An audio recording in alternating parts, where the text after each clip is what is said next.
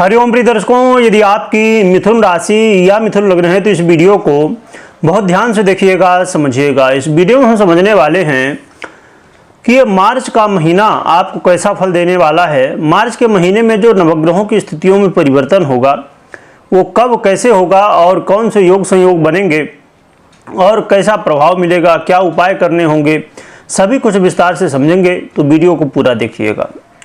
प्रिय दर्शकों, देखा जाए तो ये मार्च के महीने में बड़े परिवर्तन की स्थितियां हैं और ऐसे परिवर्तन जो कि कभी कभी होते हैं। महापरिवर्तन की भी स्थिति बनेगी। चलिए जानते हैं सबसे पहले हम ग्रह स्थितियों को।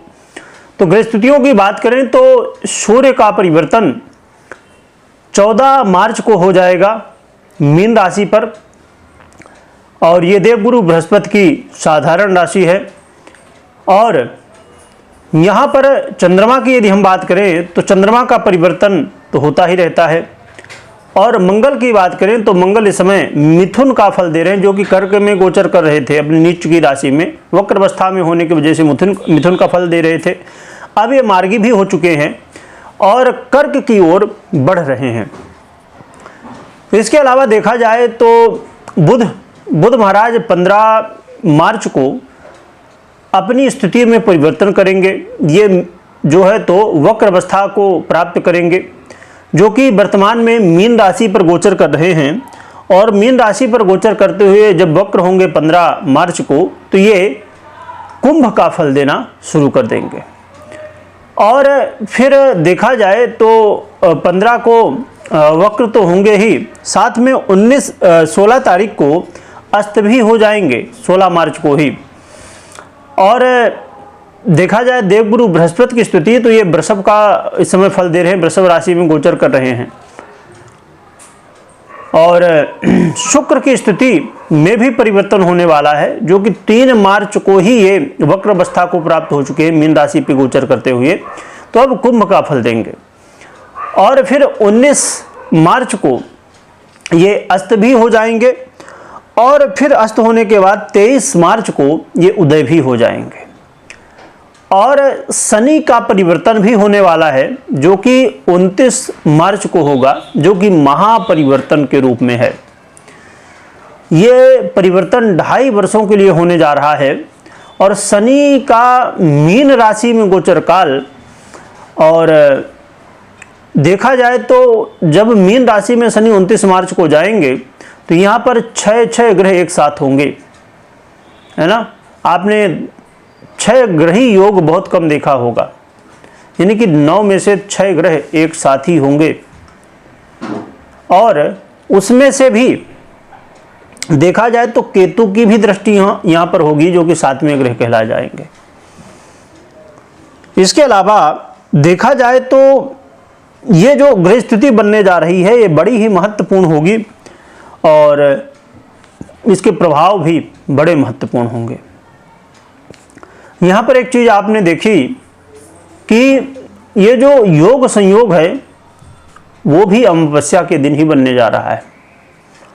तो आने वाले समय में शनि के परिवर्तन और ये जो 6 ग्रहों का योग बन रहा है उसकी भी वीडियो आएगी, उसमें हम समझेंगे विस्तार से इसके विषय में। राहु की बात की जाए तो ये मीन राशि में ही गोचर कर रहे हैं और केतु कन्या में है। तो ये है ग्रह स्थिति। अब हम जानते हैं कि हमें फल क्या मिलने वाला है। तो देखा जाए तो स्वास्थ्य के दृष्टिकोण से थोड़ा सा आपको सावधानी बरतनी होगी। सावधानी बेहद जरूरी होगी, क्योंकि यदि सावधानी, कहते हैं ना कि सावधानी हटी तो दुर्घटना घटी, इसलिए सावधानी रखिए, स्वास्थ्य का थोड़ा सा ध्यान रखिए। तो ये आपके लिए बेहतर रहने वाला है, जो कि बहुत ज़्यादा चिंता की बात नहीं है, परंतु ध्यान रखना तो आवश्यक ही है। और जो विद्यार्थी हैं, स्टूडेंट हैं, उनके लिए भी अच्छा समय कहा जाएगा। विद्यार्थियों के लिए स्थितियाँ सामान्य रहेंगी, जो जैसा चल रहा था वैसा चलता रहेगा। जो लव पार्टनर है उनके लिए बहुत सुंदर समय है। लव पार्टनर के लिए जीवन में एक ऐसा मौका कि आप अपने रिश्ते को, जो लव लाइफ है, उसे अपने रिश्ते में कन्वर्ट कर सकते हैं। नए रिश्ते की शुरुआत करने के लिए बहुत अच्छा समय रहने वाला है। और दाम्पत्य जीवन की बात की जाए तो दाम्पत्य जीवन में भी पहले से बेहतर स्थितियां बनने वाली है। दाम्पत्य जीवन में एक चीज़ का जरूर ध्यान रखिएगा, वैसे तो ये बहुत ज़्यादा प्रभावी स्थिति नहीं बनेगी, पर फिर भी हमें सतर्क रहना चाहिए कि क्रोध करने से जरूर बचिएगा। बाकी दाम्पत्य जीवन की स्थितियां बेहतर हैं, दाम्पत्य जीवन में सुखद दाम्पत्य जीवन कहा जाएगा।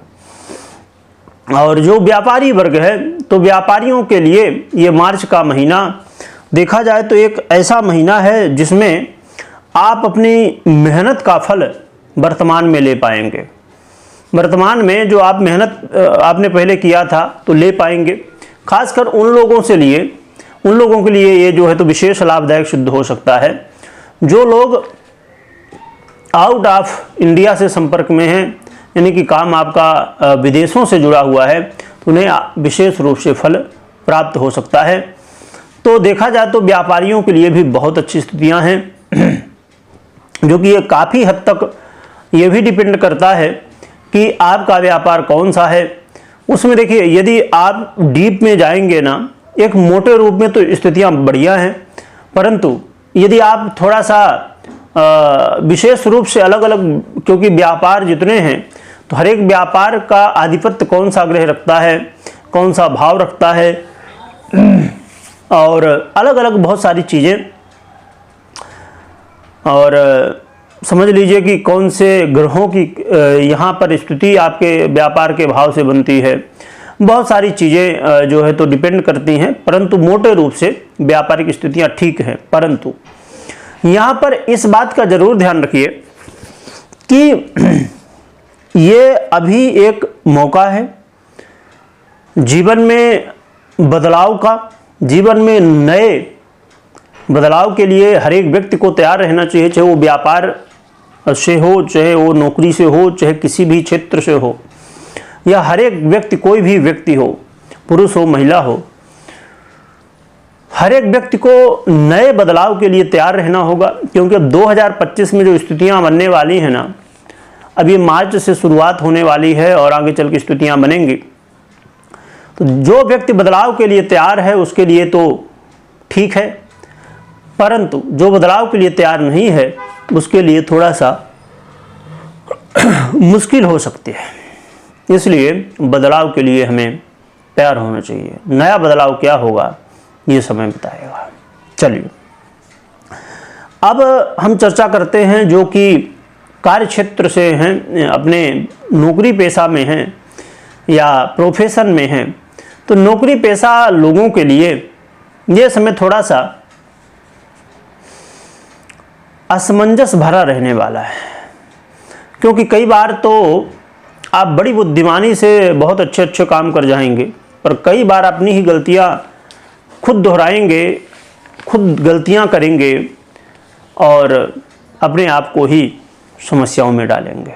इसलिए इस समय एक बात दिमाग में रख लीजिए कि आपको कोई भी निर्णय लेना हो, कोई भी किसी को बात कहना हो, कुछ भी करना है, जल्दबाजी में बिल्कुल नहीं, खूब आराम से, थोड़ा समझ लीजिए, वो एक कहावत है ना कि काल करे सो आज कर, आज करे सो अब, तो इसको उल्टा कर दीजिए थोड़ा सा, ज़्यादा भी उल्टा नहीं कि कल करे सो 2026 में, ऐसा नहीं, पर यानी कि समय लेके थोड़ा सा सोच समझ के काम करना है। इसमें डरने की आवश्यकता नहीं, समझदारी से, बुद्धिमता से काम हमें करना है। तो देखा जाए तो ये 2025 का मार्च जो कि नए बदलाव के लिए, जीवन में हर एक व्यक्ति के लिए नया बदलाव ला सकता है, एक स्टार्टिंग का समय हो सकता है। 2025 तो स्टार्ट हो चुका है जनवरी से, अंग्रेजी वर्ष यदि हम माने, परंतु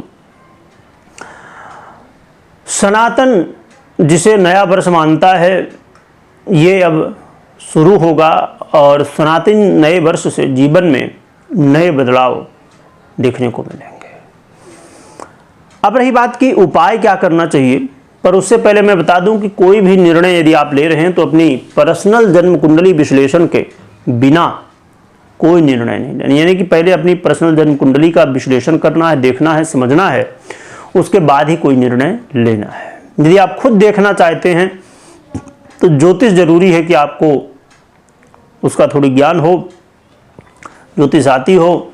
तो इसके लिए आप लोगों के लिए हमने एक चैनल बनाया है, चिंतामणि ज्योतिष ज्ञान, जो कि यूट्यूब में अवेलेबल है। आप जुड़ सकते हैं और ज्योतिष सीख सकते हैं।